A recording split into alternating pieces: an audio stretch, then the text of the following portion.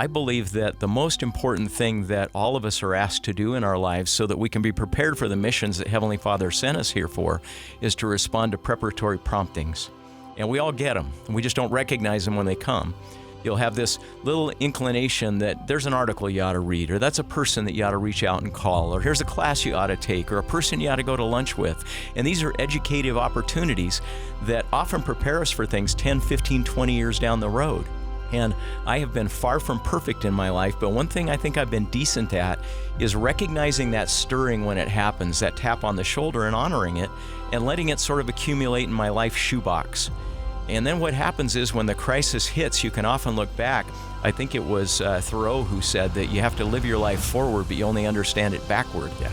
And in that moment, holding my son, I could start to look backward and see how I had been prepared for that moment, and to sort of lay the groundwork for what later became the Other Side Academy.